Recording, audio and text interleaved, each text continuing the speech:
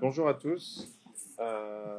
Bonjour à tous et bienvenue dans une nouvelle séance du séminaire Architecture Équerre de la chaire de philosophie à l'hôpital, qui, je vous le rappelle, donc un séminaire qui s'intéresse aux dimensions spatiales architecturales du soin et aux dimensions soignantes ou non soignantes de l'architecture. Donc un séminaire qui en est à sa troisième année.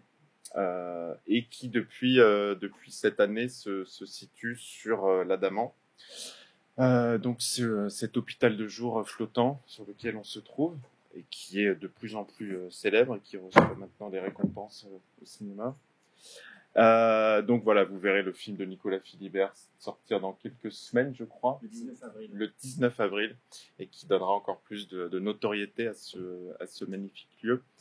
Donc je partage, comme d'habitude, pour rappel, les prochaines séances du séminaire Architecture Équerre, et après je vais laisser la parole à mon invité du jour. Ça marche, oui. Donc pour rappel, simplement, la prochaine séance qui a lieu dans 2 semaines, puisque là on est dans un rythme un petit peu intense, Gideon Boy, donc qui est architecte, philosophe, qui va venir spécialement de Belgique pour nous, et qui donc est un grand spécialiste des relations entre architecture et soins, Équerre, et qui va nous parler de l'histoire de l'architecture, des relations entre architecture et santé mentale et psychiatrie en Belgique, et en particulier d'un projet dont j'ai parlé plusieurs fois, qui est le projet de centre psychiatrie Caritas près de Gand, qui est un très beau projet qu'il a réalisé avec les architectes ADVVT.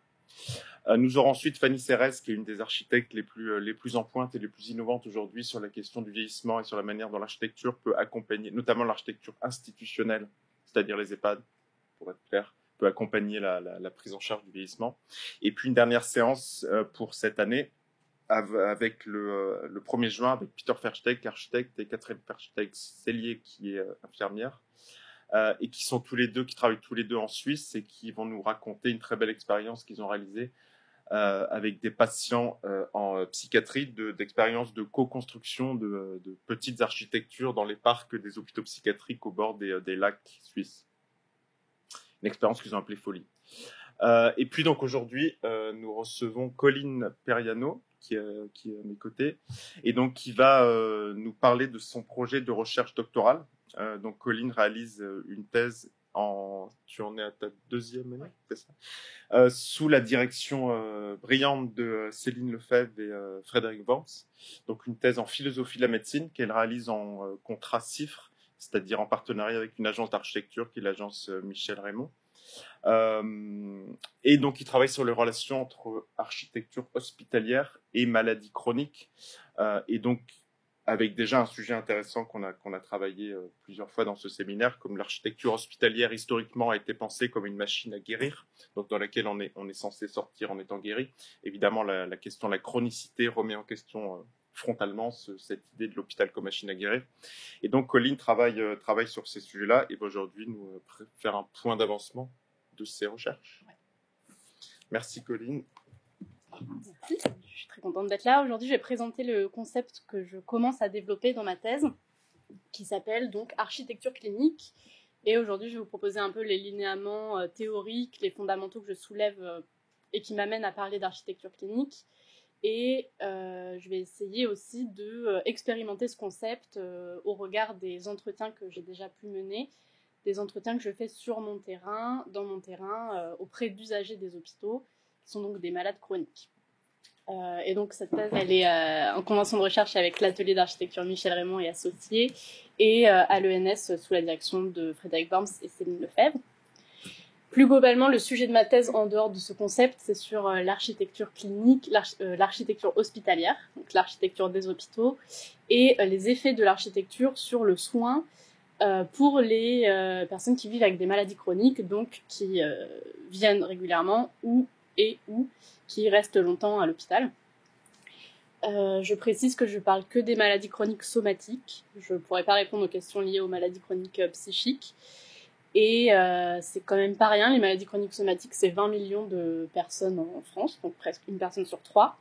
Il y a des maladies chroniques qui sont très connues comme le diabète ou l'asthme, mais il y en a qui sont beaucoup moins connues. C'est des maladies rares, comme le syndrome d'Ehlers-Danlos, la maladie de Huntington ou d'autres maladies dont on ne connaît même pas les noms pour nous, grand public.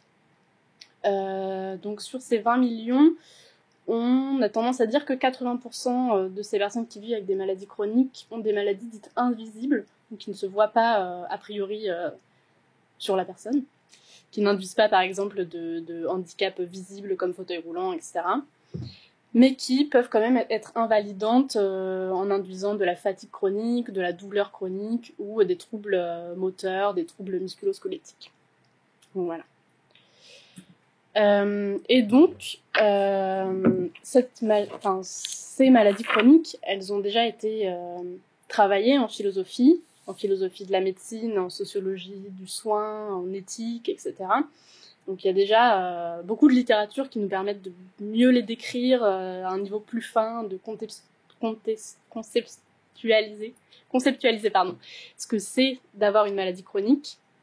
Moi, je choisis, parmi toute cette littérature, de me concentrer sur quelle expérience de l'espace on peut avoir quand on est porteur d'une maladie chronique, comment la maladie, elle induit des changements dans notre expérience de l'espace, quel sens on donne à ces changements, et inversement, comment l'espace peut changer la perception que l'on a de la maladie et la perception que l'on a de soi-même avec la maladie.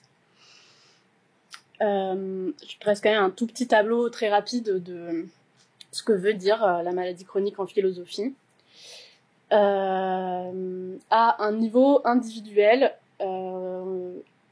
être malade peut conférer un sentiment ou peut se manifester par un sentiment de réduction des possibles, par une défaillance d'une fonction qui fait qu'on se sent empêché d'agir ou qu'on a cette diminution des possibilités d'agir.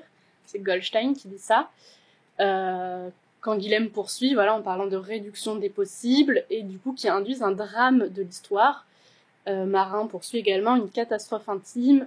Jean-Luc Nancy parle d'être hors de lui-même, de la maladie qui le rend hors de lui, hors de soi. Et Winnicott, avant ça, parlait déjà de maladies comme une vie d'orage et de tension. Donc ce qui est transversal à toutes ces expériences, c'est ce sentiment soit de réduction, soit au moins de différence par rapport à soi, de décalage, de désorganisation des sensations et d'un corps dans lequel on ne peut plus vivre comme avant, voire duquel on ne se sent carrément plus, dans lequel on ne se sent plus vivre. Un décalage entre soi et le corps, une sensation de la perte, de la persistance de soi. Voilà pour un niveau individuel. Ça se ressent aussi, cette désorganisation, à un niveau social, du moins ça peut. Barrier en parle très bien dans cette citation, où il explique que quand il a été diagnostiqué diabétique lorsqu'il était adolescent, il a ressenti un décalage par rapport à des normes sociales, les normes que pouvaient maintenir ses camarades adolescents, et également un décalage par rapport à ses normes à lui, mais passées avant d'avoir ce diagnostic de diabétique. Et donc que la maladie, pour lui, elle a imposé une nouvelle organisation de pratiques sociales, d'habitudes sociales, à savoir là gérer sa maladie, mais voilà, il y a ce sentiment de décalage et de réorganisation autre. Et donc moi, ce qui m'intéresse, c'est vraiment comment ça se sent à un niveau spatial. Là encore, ça peut se sentir de plusieurs manières. Ici, par la simple phrase « la maladie habite chez nous », qu'un usager a dit lors d'une enquête qui était faite par Moser, en l'occurrence, philosophe. Par cette simple phrase « la maladie habite chez nous », ce qui veut dire, c'est que l'habitat de la personne, son espace domestique, se fait peu à peu grignoter, remplacé par la médicalisation due à la gestion et au traitement de la maladie, donc lit médicalisé, place pour le traitement dans la salle de bain. Donc il y a déjà cette prise de place, ce remplacement de l'espace par les besoins induits par la maladie. Une première possibilité de décalage spatial. Il y a aussi encore et toujours ce sentiment de réduction. Ici, c'est l'anthropologue Meyers qui dit ça à propos d'une personne avec laquelle elle travaille, une patiente Beverly. Elle dit que quand Beverly était en phase aiguë de sa maladie chronique, les pièces se réduisaient chez elle, c'est-à-dire qu'elle amenait tout ce dont elle pouvait avoir besoin autour de son lit, lit qui n'était plus à l'étage dans sa chambre, mais lit de camp dans le salon, de manière à ce qu'elle n'ait pas besoin de monter les escaliers. Donc voilà, il y a cette réduction du spatial qui s'opère due à la perte de motricité et à ou caractéristiques invalidantes de la maladie. Donc une deuxième possibilité. Et ce qui est important, et ce qu'on essaye de trouver, c'est un décalage, une nouveauté spatiale qui n'est pas de l'ordre de la réduction ou du désagréable, ou voilà, qui n'est pas de cet ordre-là, mais qui est d'un tout autre ordre. En fait, ce qu'on essaye de trouver, c'est comment, avec la maladie et au travers de la maladie, de fait, il va y avoir un changement dans l'expérience spatiale, mais un changement qui sera qualitatif, qui va être une interaction avec l'espace d'une texture différente, d'une allure différente, mais qui est quand même convenable, qui est quand même valorisée par la personne. Et Anis Chabert, qui est une chercheuse en situation de handicap qui travaille sur le handicap, elle dit « À chaque évolution de mon corps, à chaque nouvel instrument dont je commençais à faire usage, le monde naissait à moi sous une texture différente. Je le percevais et j'y agissais différemment. J'avais une prise différente, c'était un autre monde empli de nouvelles relations qu'il me fallait apprendre à habiter. C'était pourtant les mêmes lieux, les mêmes maisons, les mêmes personnes qui m'entouraient. » Donc elle parle de... Par des changements du corps, elle est amenée à changer ses interactions dans son espace, mais ces interactions ne sont pas perçues comme des réductions ou comme des dévalorisations. Elles sont juste d'une toute autre texture. Et ça, c'est intéressant parce que ça résonne beaucoup avec tout ce que peut dire la philosophie du soin de la maladie chronique, certes comme une désorganisation et comme du coup une tension entre plusieurs normes de vie, celle de la vie sociale qu'on essaye de maintenir et celle de nécessité biomédicale qui quand même s'impose à nous. Et cette philosophie du soin, elle exprime souvent comment les malades du coup mettent en œuvre des activités de négociation pour parvenir à cet équilibre. Et pour ça, ils mettent en jeu toute une activité de décision au quotidien, des décisions qui sont faites de sélection, de tri, de priorisation entre des impératifs divers.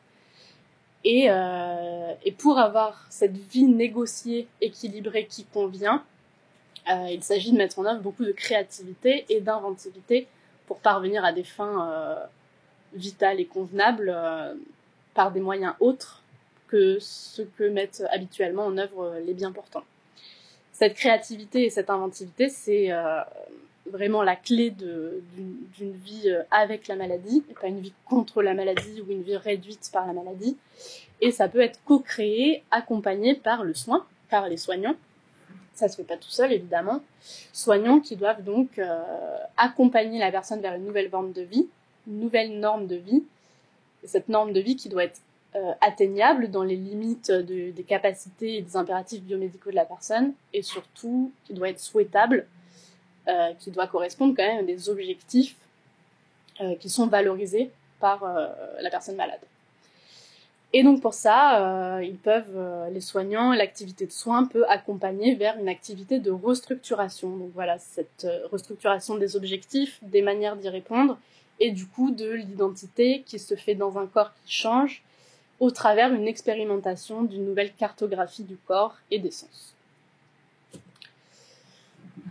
Si ce soin s'opère, il se vérifie également dans l'espace, où on peut vérifier, expérimenter cette nouvelle sensation du corps par une expérience qui se fait dans l'espace, par l'espace qui oppose une résistance au corps et qui permet d'avoir des sensations, tout simplement. Godot le dit, l'expérience première que je fais de mon corps est celle d'un mouvement dans un espace. Alors si on parle de l'espace, c'est important qu'il soit justement traité architecturalement de manière à accepter et à pouvoir interagir avec ces formes de vie autres, ces interactions autres qui sont d'une autre texture que celle des bien portants. Et donc je me permets à ce propos de faire un rappel sur le fondement à l'origine de la profession des architectes, qui sont donc une profession réglementée, garant au nom de l'État de la qualité et du bon usage de l'espace, donc garant de l'intérêt public de l'espace. En France, tous les espaces sont d'intérêt public, même les propriétés privées, et pouvoir en faire usage, pouvoir bénéficier d'un espace de qualité, ça c'est au fondement du métier des architectes, qui sont donc une profession réglementée déléguée par l'État pour garantir ce bien. Donc il y a déjà dans le fondement même de la profession ce besoin de traiter les espaces pour que tout le monde puisse s'en servir, Et nous, on peut rajouter pour que tout le monde puisse s'en servir de la manière dont il peut et souhaite s'en servir avec sa propre texture. A priori, si ce travail est bien mené, on pourrait parler d'une socialisation de l'espace tel qu'il s'ouvre à ces nouvelles textures, à ces nouvelles interactions de vie. Et là, je fais un parallèle avec ce que dit Eva Federkite, qui est une philosophe américaine, et qui parle du fait qu'en tant que mère et en tant que pourvoyeuse de soins pour sa fille handicapée, elle se doit de socialiser l'académie, de sorte que la recherche, les chercheurs et l'académie d'une manière générale acceptent sa fille avec son handicap. En fait, elle dit ça à ce propos pour l'anecdote parce que elle sort d'un colloque avec des chercheurs, très très grands chercheurs américains, qui en éthique ont fait un parallèle entre la valeur de la vie des handicapés et la valeur de la vie des animaux. Et donc, je trouve ça pas terrible. Donc elle dit, voilà, mon devoir en tant que chercheuse et pourvoyeuse de soins, c'est de socialiser l'académie, l'ouvrir à ces autres modalités d'appréciation de vie.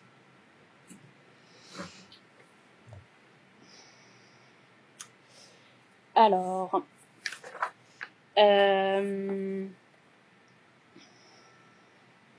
on serait donc en droit d'attendre que l'architecture hospitalière, qui abrite ce moment du soin, qui abrite à la fois les prises en charge les plus aiguës, mais aussi la chronicité, donc de plus en plus avec ces malades qui reviennent ou qui restent, et qui ne sont pas forcément pendant la crise, alors qu'ils viennent à l'hôpital. Parfois, ils sont juste là pour un traitement, pour un contrôle, pour une consultation.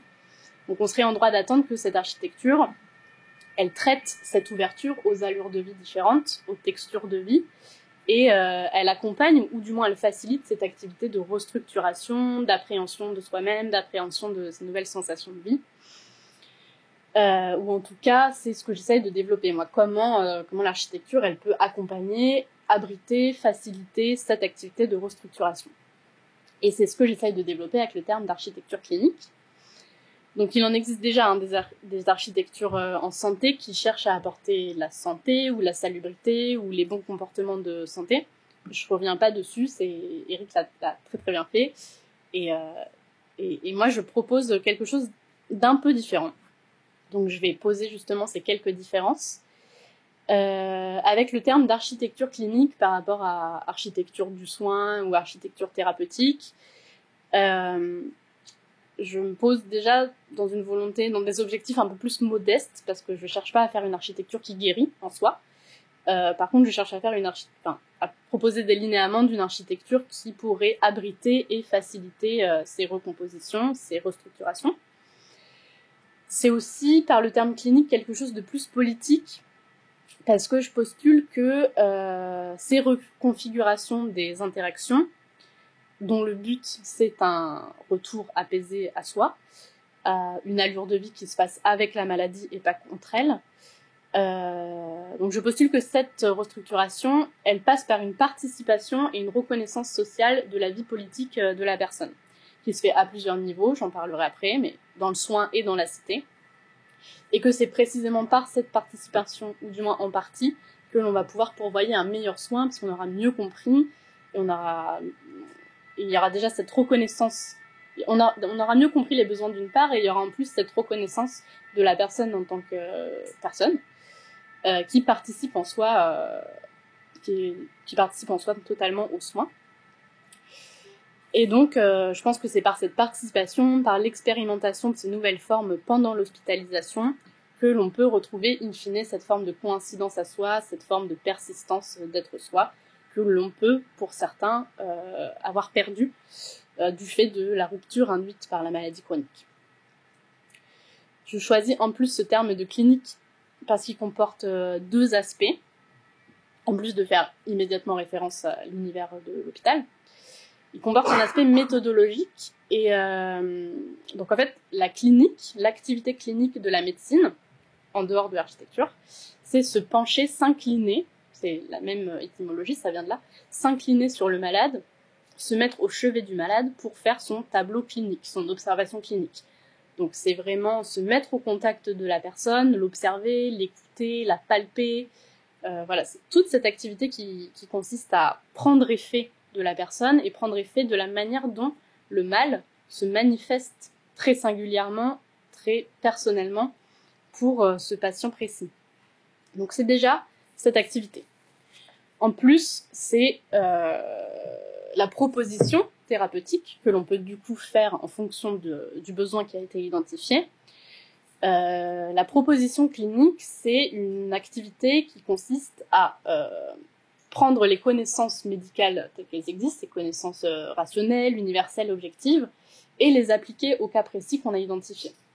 Donc c'est lier cette universalité et la singularité du malade pour avoir une proposition thérapeutique qui soit appropriée, mais également qui individualise, qui subjectivise la personne, parce que si la solution est suffisamment appropriée, elle peut repermettre du coup cette activité de subjectivation. Voilà pourquoi je choisis le terme clinique qui me permet particulièrement approprié pour ce que je veux dire. Donc cette dimension méthodologique, moi, c'est se pencher sur le malade, effectivement, mais se pencher sur le malade d'un point de vue architectural. Donc ce que j'essaie de comprendre via ma philosophie de terrain, via les terrains que je mène et via les entretiens que je fais, c'est quelles connaissances les personnes qui vivent avec des maladies chroniques développent sur leurs usages et sur leurs besoins dans l'espace. Quel doit être l'espace hospitalier pour elles, selon quelles caractéristiques, et qu'est-ce que ça évoque pour l'instant, quel sens on peut attribuer à l'espace hospitalier, et comment on pourrait rattacher physiquement l'espace hospitalier au sens qui est attendu par ces personnes.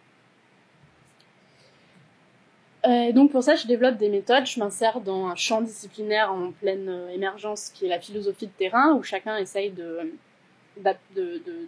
développer, d'élaborer sa propre méthodologie pour recueillir ces histoires de vie assez précises, ces chemins de vie.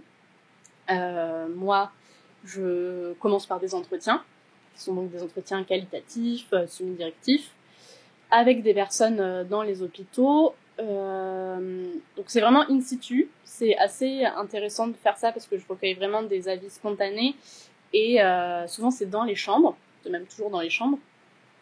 Donc ça permet d'avoir vraiment une description à chaud des habitudes que la personne peut prendre dans sa chambre ou de la perception qu'elle a de sa chambre.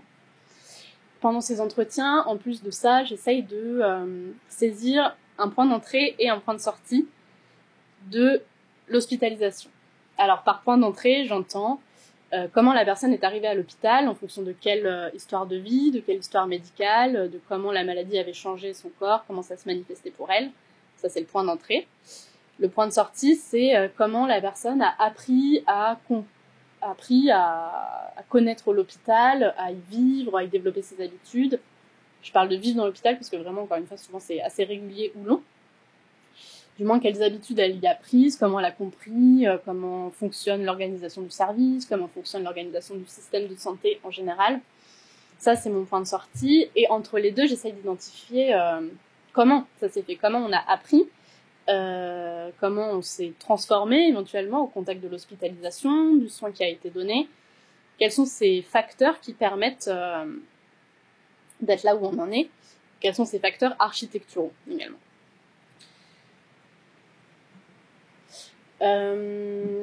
Et si ces entretiens sont pertinents, c'est parce que je pars du principe que les personnes que j'interroge, donc les personnes qui vivent avec des maladies chroniques, sont dépositaires de savoir que l'on doit créditer, auquel on doit accorder du crédit, sont dépositaires de savoir sur leur usage de l'espace, sur leurs besoins dans l'espace, sur comment on peut améliorer les choses d'un point de vue organisationnel et spatial.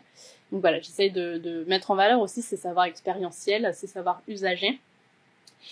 Et puis, en plus des entretiens, j'essaye de encore plus développer, encore plus comprendre le point de vue des personnes et comment elles élaborent leur discours à partir de leur point de vue spécifique.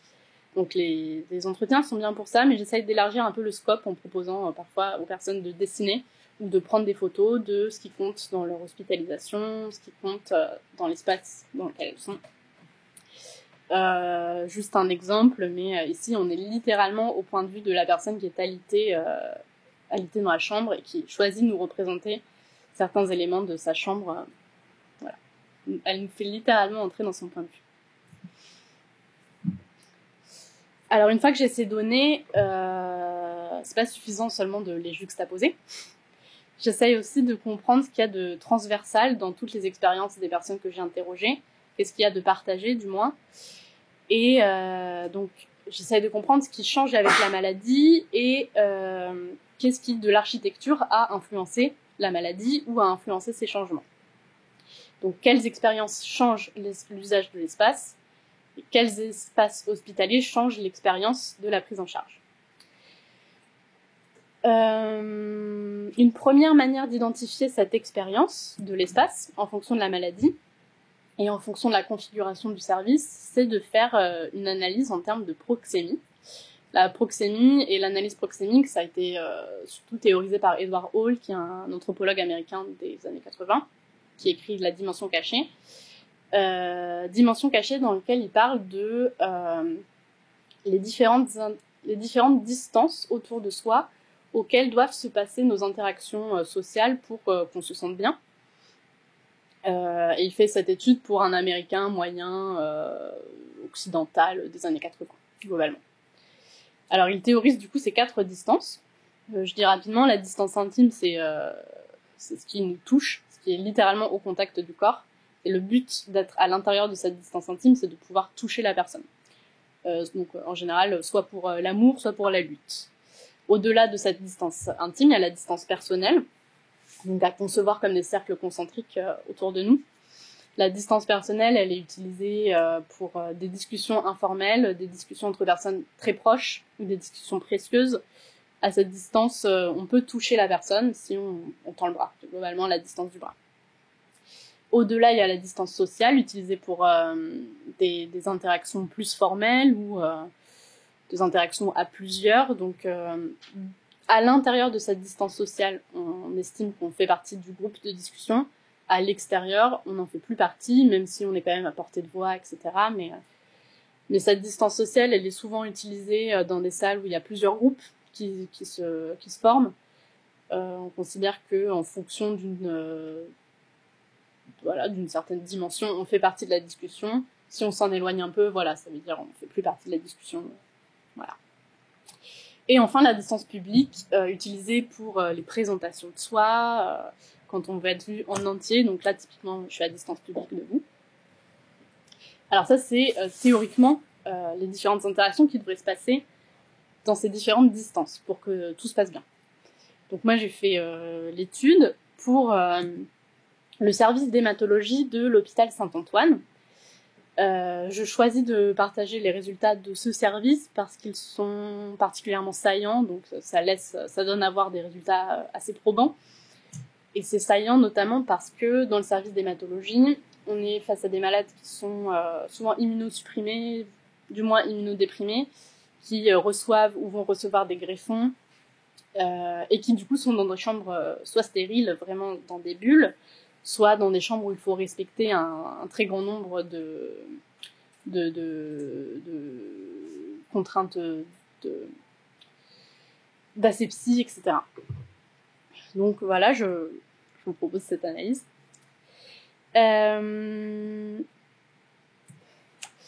Ça, c'est une chambre qui n'est pas une chambre de l'hôpital Saint-Antoine, mais qui présente les mêmes configurations à peu près, avec ce nombre assez important de dispositifs médicaux à l'intérieur.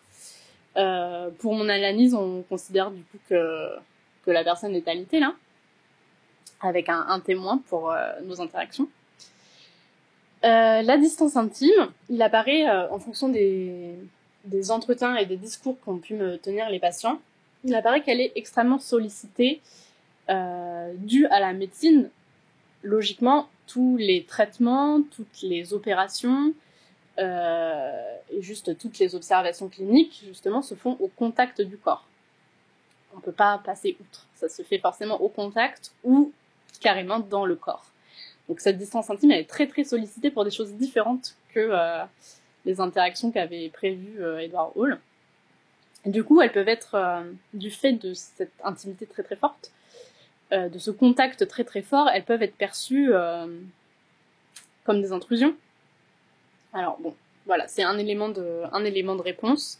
Du moins, ce qu'il faut retenir, c'est que cette distance intime est très très sollicitée. Et elle est également très très étendue. Elle se joue au contact du corps, dans le corps, mais quand on parle de chambre stérile, la barrière immunitaire qui est normalement assurée par la distance intime et par la surface de la peau, elle est plus là. C'est les murs de la chambre qui jouent ce rôle de frontière de la distance intime. Dès que quelqu'un entre dans la chambre, il devient potentiellement menaçant pour le système immunitaire du patient. Donc métaphoriquement, elle est également, et même physiquement, elle est également très très étendue.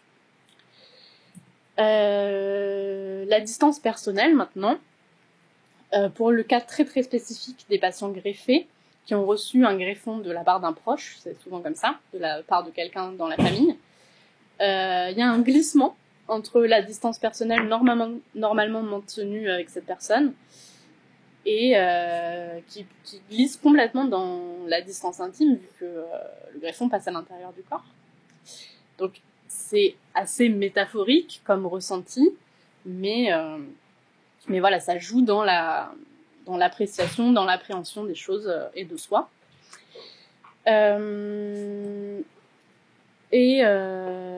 La distance sociale, globalement, elle se rapproche aussi de la distance personnelle. Ça, c'est surtout dû à l'exiguïté des chambres et à leur très grande occupation par les matériels médicaux. En fait, une interaction dans laquelle on aurait normalement maintenu une distance sociale, là, due à la petitesse des chambres, elle se joue souvent dans la distance personnelle et on se retrouve souvent assez accolé à la personne qu'on était venu visiter. Moi, ça m'est arrivé assez régulièrement pendant les entretiens que une visite se passe ou qu'un soignant entre dans la chambre. Du coup, on se retrouve 3 ou 4 et on est très serré, quoi. Donc il y a ce glissement vraiment qui s'opère entre social et personnel, dû aux configurations architecturales, là, pour le coup. En même temps, ce qu'il ne faut pas oublier, c'est que Hall écrit dans les années 80, donc il n'y a pas de télécommunication. Et là, très très clairement, la distance sociale, elle est artificiellement étendue, considérablement étendue par les télécommunications. Donc il y a évidemment le téléphone, l'ordinateur qui permet de maintenir des relations sociales avec ses proches. Mais il y a aussi, par exemple, la sonnette qui permet d'appeler les soignants, qui, du coup, élargit cette distance sociale, élargit les choses qui peuvent se passer à l'intérieur.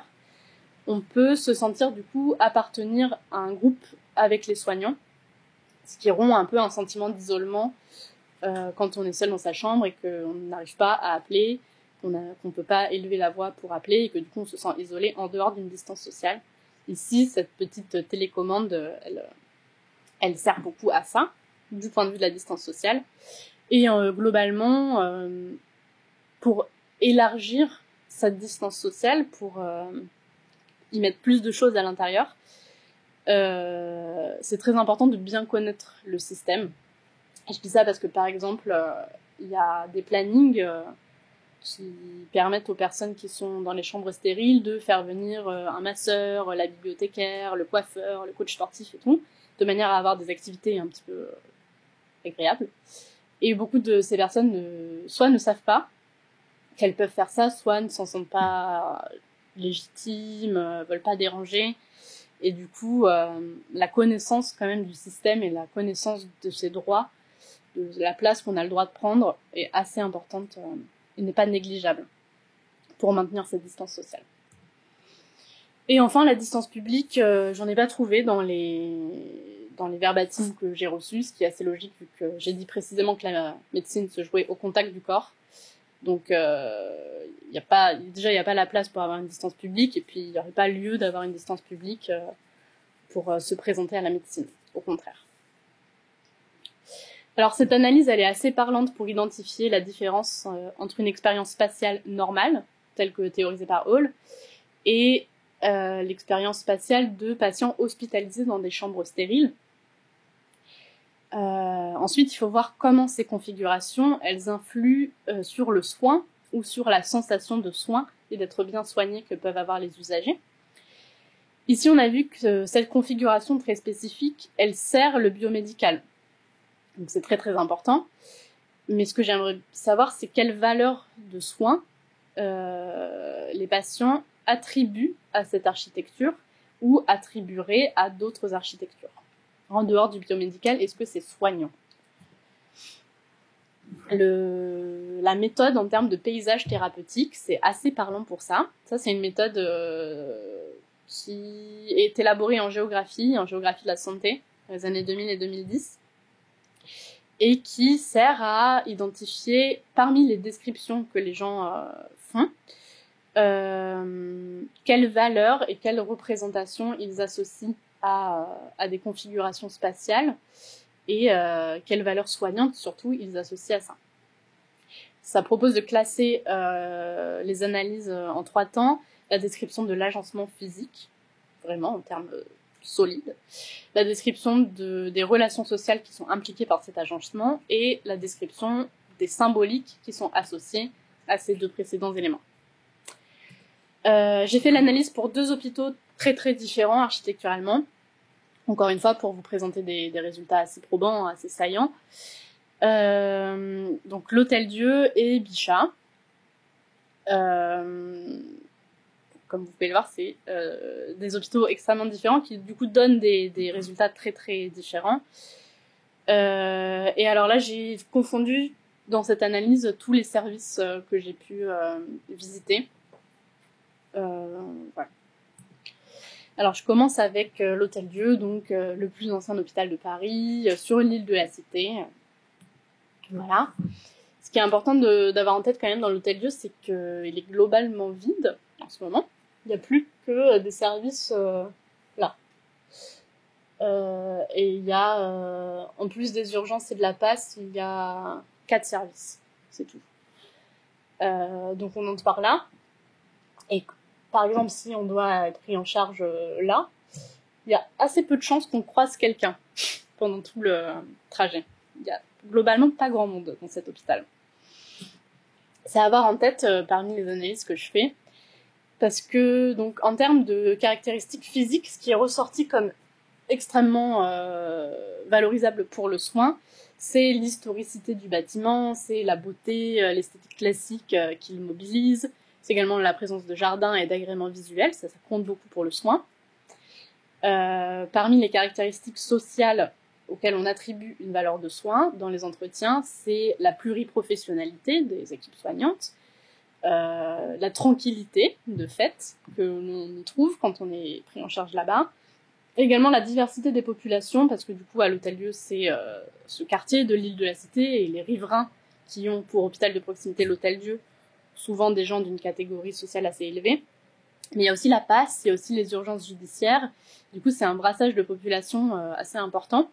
Et les personnes que j'ai interrogées trouvaient ça très soignant, attribuer une valeur assez importante de soins à cette diversité. Et ça se comprend, parce que parmi les caractéristiques symboliques auxquelles elles ont aussi attribué une valeur de soins, il y avait l'idée que l'hôpital est une institution hospitalière au sens de inconditionnel, qui sera toujours ouverte pour tout le monde, et dans laquelle on peut aller avec confiance et un sentiment de sécurité. Mais cette idée d'inconditionnalité de l'ouverture, elle est ressortie très très souvent. Ça, c'est ce qui peut participer aux soins des bâtiments. Et il y a aussi des caractéristiques qui sont beaucoup moins soignantes, voire qui empêchent, annulent cet aspect soignant. Pour l'Hôtel-Dieu, c'est l'ancienneté, le fait que ça soit sombre et bruyant. Ancienneté, j'entends vétusté, délabrement, et pas historicité, c'est différent. Parmi les caractéristiques sociales, justement, ce sentiment de solitude, le fait qu'on ne croise pas grand monde et qu'on se demande si on n'est pas un peu tout seul là dans l'hôpital, qui se couple avec une opacité de l'admission, parce qu'on ne sait pas forcément où aller, on ne sait pas à quel bureau aller, il n'y a pas vraiment d'accueil. Et ça, c'est aussi lié au fait que c'est en cours de démantèlement et que du coup, il n'y a pas forcément beaucoup de personnes qui sont là pour nous accompagner, pour nous orienter du moins. Et symboliquement, ça se traduit aussi par une sensation de désengagement du politique.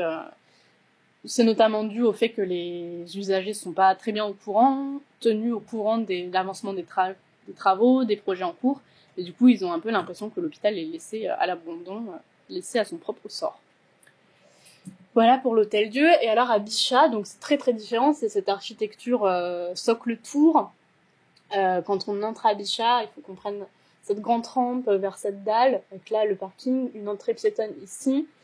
On passe dans le hall et il y a une cage d'ascenseur gigantesque, il y a 5 ascenseurs. Tout le monde les prend et tout le monde est aspiré dans cette grande tour sans qu'on sache trop où aller. Et il est possible qu'on soit pris en charge au 15e étage. Voilà. Et par contre, ça, ce sont des petits pavillons anciens qui sont toujours en fonctionnement. J'ai visité un service qui est le service de SSR, donc soins de suite et de réadaptation. Si je fais cette même analyse en termes de paysage thérapeutique pour Bichat, les caractéristiques physiques auxquelles on a associé du soin sont la variété et les déplacements. Parce qu'effectivement, à Bichat, il y a des espaces de soins, évidemment. Il y a aussi beaucoup d'espaces de vie. Il y a la cafétéria, les boutiques. Voilà, il y a aussi des petits salons, des salons d'accueil, des salons d'attente qui sont assez bien aménagés. Et du coup, on peut aller dans d'autres endroits que sa chambre quand on est pris en charge à Bichat. Ça compte. Parmi les caractères sociaux, il y a la collégialité des équipes soignantes qui a été largement soulignée. Et également la familiarité, donc l'horizontalité des relations qu'il pouvait y avoir avec les soignants et qui mène à une sociabilité qui peut se recréer dans l'hôpital, soit entre les patients, soit avec les soignants. Et les caractéristiques symboliques sont les mêmes, cette ouverture inconditionnelle, la confiance et la sécurité qu'on trouve dans les institutions de soins. Il y a également des caractères négatifs, à savoir ce hiératisme de l'architecture, de cette tour, l'isolement, mais qui n'est pas traduit de la même manière. L'isolement, il était plutôt vis-à-vis de l'extérieur. Plusieurs personnes ont dit qu'elles étaient loin de l'extérieur et qu'elles se sentaient vraiment différenciées de l'extérieur. Et donc la vétusté aussi du bâtiment. En caractères sociaux, on retrouve cette idée de démantèlement en cours. Comme on ne sait pas trop quel est le prochain projet, on a l'impression que voilà, l'hôpital est laissé comme ça sur lui-même. Le fait aussi que comme il y a beaucoup de monde, là, pour le coup, il y a à la fois une grande effervescence, c'est assez bruyant, c'est une grande diffusion du soin des gens dans l'hôpital, et on peut être amené à croiser des gens qui sont dans un état bien pire que le nôtre, et ça peut faire peur, ça peut poser problème pour les usagers. Et donc, encore une fois, cette sensation d'éloignement, d'être loin de l'extérieur, qui traduit du coup une forme de désengagement du politique, mais là pour les malades, une forme de déconsidération des vies qui se passent à l'intérieur de cet hôpital, qui en plus se double d'un paternalisme dû à cette architecture tour. Donc ce qui ressort de ces analyses, c'est que la valeur du soin qu'on attribue à une architecture, elle est largement corrélée à l'impression qu'on a d'être considéré, d'être écouté, d'être reconnu, et d'être pris en soin, et pas seulement d'être pris en charge. Que ce soit en termes de proxémie ou de paysage thérapeutique, ces deux modes d'analyse, ça montre l'importance de maintenir des occupations ou des formes de participation sociale, et une place pour soi, pour son autonomie, pour son intégrité physique et morale. Alors, on peut rien faire contre le fait que la médecine se jouera toujours dans le corps ou au contact ou à l'intérieur des corps. Par contre, ce que peut faire l'architecture, c'est éventuellement contribuer à la sensation que la personne est importante, que sa guérison en tant que personne est importante. L'architecture, elle peut contribuer au fait que la personne a l'opportunité de s'exprimer, d'exprimer comment le mal se manifeste pour elle, d'exprimer quelles sensations elle ressent vis-à-vis de ça.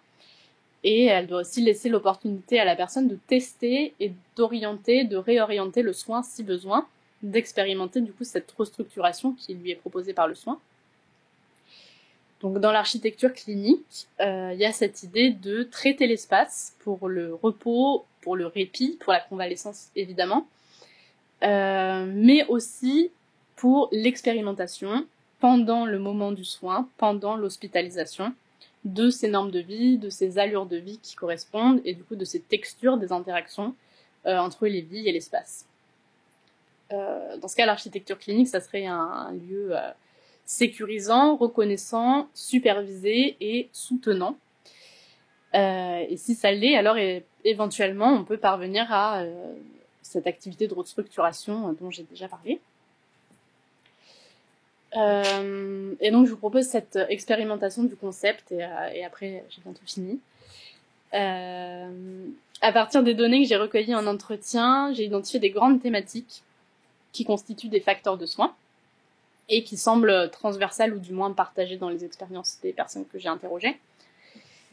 Ces facteurs, ils se jouent à plusieurs niveaux, et j'ai aussi choisi de les classer comme ça. Ils se jouent dans plusieurs étendues, dans plusieurs zones concentriques là aussi, et donc il me semblait opportun de les classer selon les endroits où ils se jouent, ces facteurs de soins.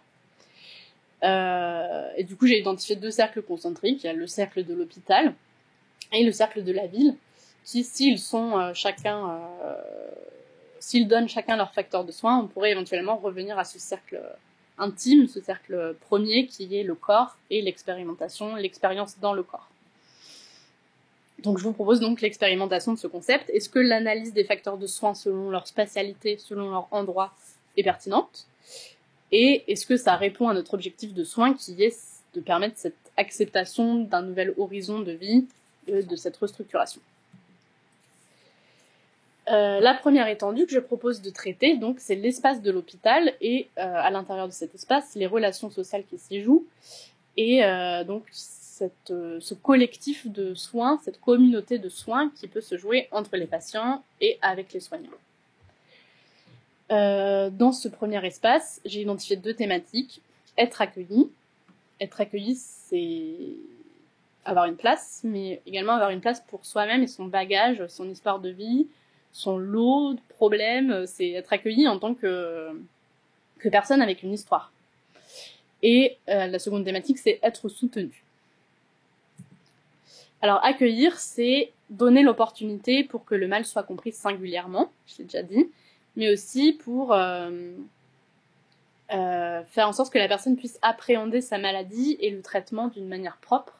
Et du coup, accueillir, c'est à la fois reconnaître le mal, le prendre au sérieux, mais prendre également en charge l'appréhension, la peur, les sensations associées à la maladie de la personne, et lui donner l'opportunité de bien comprendre ce que ça signifie pour elle, de bien comprendre ce que va être le traitement et comment il va se jouer singulièrement dans son corps. Ici, cette personne, elle souligne que l'expérience qu'elle vit est d'une grande complexité, mais que chaque soignant, en proposant une forme d'interprétation, une forme d'explication, parvient à couvrir un peu toute cette appréhension, à couvrir toutes ces toutes ces appréhensions. Accueillir, c'est aussi, bien évidemment, donner une place au corps et du coup donner une chambre, mais c'est pas seulement une chambre qu'on n'a pas traitée, c'est des commodités, c'est une place pour la personne qu'on est. Donc il faut que la chambre soit grande, souvent indépendante, avec un placard pour mettre des affaires, c'est pas anodin, pour avoir ses propres affaires, des chaises pour recevoir des visites, ça non plus c'est pas anodin, pour que ces personnes puissent s'asseoir, qu'on soit bien installé dans notre sociabilité, des douches seules, c'est pas anodin parce qu'on n'a pas non plus beaucoup des possibilités de prendre des douches tranquilles. Donc il y a cet aspect évidemment spatial et physique. Il faut aussi pouvoir distribuer les personnes dans une organisation qui fait de la place, qui tisse des liens entre les gens. Ici, ce patient souligne ce faisceau de sociabilité qu'il peut y avoir dans l'hôpital, qui peut être recréé entre les patients et avec les soignants, dû au fait qu'on peut trouver des espaces qui soient différenciés et qui permettent plusieurs objectifs. Et accueillir, c'est aussi reconnaître l'action, reconnaître l'autonomie, reconnaître ces formes de petites stratégies qui sont souvent clandestines, d'autonomie ou de contournement de l'organisation de l'hôpital.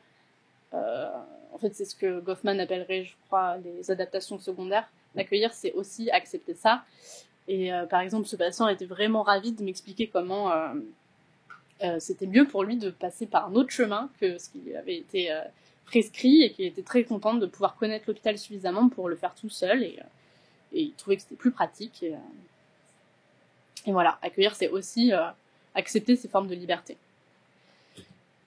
C'est pas que ça, c'est pas laisser les personnes vivre indépendamment dans l'hôpital comme si elles étaient ailleurs. L'hôpital est bien là pour quelque chose. Et donc accueillir, ça doit se coupler avec se soutenir. Soutenir, c'est une très bonne exposition de SCO, mais c'est aussi donner un socle, superviser, être une présence soignante aux besoins, et c'est extrêmement bien traduit, je trouve, dans cette citation de Philippe Lançon dans Le Lambeau, quand il est aux Invalides, et qu'il dit « Je rejoignais d'abord le grand parc, entre les bâtiments créés par Louis XIV, puis la grande chapelle vide, où j'espérais tomber sur l'aumônier. J'y accédais soit par un escalier, soit par une petite rampe. La petite rampe m'aida aussitôt à rééduquer la jambe sans péroné, talon pointe, et correction de Gabriella. » Donc cette citation, je l'affectionne particulièrement parce qu'il y a deux choses très importantes. L'idée qu'on est soutenu par une architecture qui est là de toute éternité, qui est là parce qu'à un moment, des politiques ont pris la décision de construire des choses pour le soin. Et ça, cette histoire, le fait qu'on ait pris en charge dans un bâtiment qui a cette historicité, c'est important, c'est socle. Et en même temps, le fait que ce bâtiment ait une teneur physique qui est en soi une forme de rampe, de plateau technique pour notre réadaptation, pour notre expérimentation. Ça, c'est aussi important. Ça se traduit dans les entretiens que j'ai pu faire. Ce patient qui me dit que, voilà, en suivant la rampe de sécurité, je peux aller dans le couloir. Et au fur et à mesure, il voyait sa progression. Et donc ça, cette progression, cette réadaptation, elle se fait dans l'espace de l'hôpital via des aménités qui sont proposées, là en l'occurrence la rampe de sécurité qui sert à plein d'autres choses, mais qui sert aussi à ça. L'espace hospitalier doit permettre une exploration stable et doit proposer une certaine rassurance.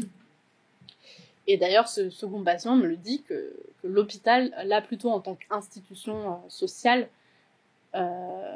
possède cette forme de rassurance, et on sait qu'il y aura toujours quelqu'un pour s'occuper de nous, quoi qu'il arrive. Du coup, c'est un espace physique rassurant. Donc, les premiers facteurs de soins qu'on peut identifier sont donner une place à la personne pour qu'elle exprime et qu'elle montre sa situation, et sa maladie telles qu'elles sont singulières. Et du coup, on va pouvoir apporter un soin qui est pertinent, qui est approprié, parce qu'on a identifié le besoin. Le besoin, il est rendu visible par la participation, par l'expression et la poursuite du quotidien et d'une certaine autonomie de la personne.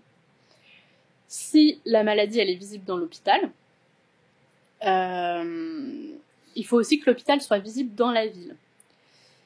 Pour que les personnes puissent s'engager dans une vie avec la maladie, il faut que ces vies malades, ces toute autre vie, elles aient une place pour se jouer dans la cité et donc dans la communauté politique. Et donc l'hôpital en tant qu'institution de soins, autant qu'en tant qu'édifice visible dans la ville, il peut jouer ce rôle qui est presque un rôle de médiateur, de pédagogie, de visibilité de l'existence des vies malades et de leur intégration dans la communauté politique. Donc dans cette zone, j'ai identifié 3 facteurs de soins. Insérer, donc c'est-à-dire se retrouver dans une histoire partagée, dans un récit collectif. Partager, donc ne pas être le seul malade dans la ville et savoir qu'il y a d'autres malades dans la ville qui peuvent faire réseau, qui peuvent constituer un tissu social, et visibiliser l'existence de cette institution de soins et des vies qu'elle abrite. Insérer, ça se traduit, je l'ai déjà un peu dit tout à l'heure, mais ça se traduit vraiment quand on prend conscience de l'histoire du bâtiment dans lequel on est pris en charge, et donc de l'histoire de cette prise en charge. C'est absolument édifiant pour l'Hôtel-Dieu, où vraiment tous les patients m'ont dit que c'était exceptionnel d'être pris en charge dans cet hôpital, qui faisait partie de l'histoire de Paris, que c'était un établissement digne, et les patients avaient une connaissance très très fine de l'histoire de l'Hôtel-Dieu, de ses différentes démolitions, reconstructions, voilà. Donc, à mon avis, c'est quelque chose qui permet en soi de renouer sa propre vie avec un récit collectif plus grand. Il faut aussi que le lieu s'insère dans la ville, et ça se voyait également beaucoup à l'Hôtel-Dieu, par exemple, qui est un hôpital quand même malgré tout de proximité, qu'il y a un lien avec le quartier. Donc les personnes disaient que c'était rassurant d'avoir cet hôpital de proximité, et que c'était également bien d'avoir cet hôpital à côté de soi dans l'histoire de Paris. Et dans un autre entretien, le fait que le bâtiment, il fait partie d'un quartier, il fait partie de la ville, et quand on va à l'hôpital, on peut aussi en profiter au sortir de la consultation pour mener des activités sociales. Voilà, en fait, l'hôpital est juste une institution parmi d'autres dans le tissu urbain et ça permet d'élargir un peu son histoire également. Le deuxième facteur, c'est donc participer, partager les expériences, ne pas avoir l'impression qu'on est le seul à être malade. Ici, ce patient me disait carrément que sa femme avait les mêmes problèmes et que du coup, ils partageaient vraiment leur expérience de la maladie. Ça peut aussi se faire par des tissus d'associations de patients, de représentation des usagers. Et ça peut être également très très salvateur pour des patients qui ont des maladies rares, complexes, graves, qui n'ont pas beaucoup de connaissances sur leur situation, enfin sur ce qu'ils s'apprêtent à vivre. Et donc voilà, il y a ce réseau d'usagers qui est souvent extrêmement salvateur. Et cet aspect donc de visibiliser, de rendre visible et de faire accepter les maladies, c'est très important. Là, cette citation, elle est déjà toute réflexive et toute analysée, donc je vais me contenter de la lire, mais l'institution de santé, elle a un rôle très important à jouer dans la reprise autour de ce truc-là, donc la peur de la maladie, de pas se sentir isolé, parce que la société deal absolument pas avec les questions de handicap en général. Alors pour des maladies comme ça qui sont un peu obscures, où on ne comprend pas, c'est sûr qu'il y a un truc de mise de côté. Ce que voulait dire cette personne, c'est que l'hôpital, il est là, il est énorme, il est solide, et donc il rend visible l'existence de la maladie, alors même que on peut avoir tendance à regarder un peu ailleurs quand quelqu'un tombe malade, quand quelqu'un a une maladie grave. L'hôpital, il rappelle ça quand même. Et il rappelle qu'il y a une présence soignante pour prendre en charge ces vies et pour les inclure dans la vie. Et ça confère un sentiment de valorisation de la personne si elle est prise en charge dans un édifice fonctionnel et de bonne facture. Ça aide à un sentiment de valorisation et donc ça aide au sentiment que sa propre guérison est importante. C'est un truc qui se connecte en tout cas entre l'accueil, comment on reçoit le malade et le lieu, pour dire que la personne est importante et que sa guérison est importante. Et également, cette même personne dit plus loin, il faut assumer que l'hôpital prend en charge des vies malades et que c'est pas grave, enfin c'est grave, mais que c'est pas stigmatisant. Il faut en quelque sorte retourner ce stigmate et assumer que les vies malades sont là et les vies malades ont quand même des existences. Elles sont quand même des vies. Pour illustrer justement cette visibilité de l'hôpital dans la ville, ça c'est une photo de l'hôpital de Villeneuve-Saint-Georges qui partage une certaine visibilité avec ce qu'aurait pu être avant des chapelles ou des lieux de culte. Il est vraiment culminant dans la ville et il est un peu présent comme quelque chose qui est là et qui sera vu et qui sera là si on en a besoin. Le contrepoint de cette image, c'est la ville que l'on peut percevoir quand on est à l'intérieur de l'hôpital. Et là, c'est une photo que j'ai prise d'une fenêtre d'une chambre de l'hôpital Saint-Antoine. Et voilà, il faut aussi pouvoir avoir cette ville à portée à la mesure de l'hôpital quand on est hospitalisé. Et donc, est-ce que passer par ces deux étendues, s'insérer dans ces spatialités, ça permet de se retrouver soi-même, d'accepter et de s'engager dans la restructuration de soi? En tout cas, c'est mon postulat. Et ce que j'aimerais bien vérifier, c'est est-ce que passer par ces deux étendues, par ces deux communautés, ça nous fait parvenir aux derniers facteurs de soins que j'ai identifiés, qui sont renouer et expérimenter, renouer avec sa biographie et expérimenter dans son corps pour retrouver ce sentiment de permanence d'être soi. Donc pour cette thématique de renouer, il y a la nécessité de réintroduire la maladie dans sa biographie là où elle aurait pu être une rupture. Ça a été extrêmement probant par cette citation d'une personne qui débute l'entretien alors que je lui demande de se présenter par « Je suis née à l'hôpital Saint-Antoine ». C'est normal parce que Saint-Antoine, c'était pas là où on habitait quand j'étais petite. On habitait à la place de la Nation. Et mes sœurs aussi sont nées à l'hôpital Saint-Antoine.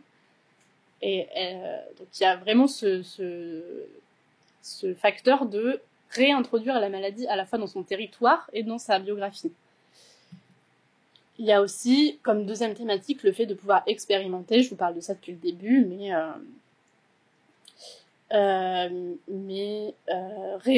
réexpérimenter des possibilités d'agir dans un monde qui nous entoure selon cette toute nouvelle texture, cette toute nouvelle cartographie du corps. Ça se fait dans cet hôpital qui doit pouvoir permettre cette exploration stable et rassurante et qui est un lieu supervisé, un lieu dans lequel on a le temps d'expérimenter. Il y a des patients qui me disent comment ils apprennent à se servir de leur corps, après un accident par exemple. Cette personne, elle me dit comment elle a retrouvé un peu des capacités pour tenir ses objets, pour se maquiller par exemple, ou pour plein d'autres activités quotidiennes et normales. Elle apprend tout ce qu'elle peut faire avec cette main, qu'elle considère du coup comme une main d'appoint. Et également cette personne qui me dit que vraiment elle profite du moment de l'hospitalisation pour tout faire pour retrouver pour récupérer des fonctions, pour retrouver des manières de bien vivre au sortir de l'hôpital. Et l'hôpital est ici vraiment vécu comme non pas forcément de la convalescence ou de l'attente, mais comme une expérimentation active de soi. Alors voilà, ce sera ma conclusion pour moi l'architecture clinique en passant par ces 3 cercles concentriques, communauté de l'hôpital, communauté de la ville et en retour reconnaissance de soi et possibilité d'expérimentation. L'architecture clinique, elle manifeste finalement 3 niveaux d'hospitalité. L'hospitalité de la personne qui vient avec son bagage, qui est accueillie avec son bagage dans l'hôpital. L'hospitalité de la maladie dans la ville par l'hôpital qui rend visible et qui médiatise, qui est pédagogue pour cette maladie dans la ville. Et en retour, l'hospitalité de la maladie en soi, dans son corps, qui n'est plus vécue comme un facteur dérangeant, comme un facteur étranger, mais comme une caractéristique de la vie avec laquelle on va composer dans cette nouvelle texture de vie.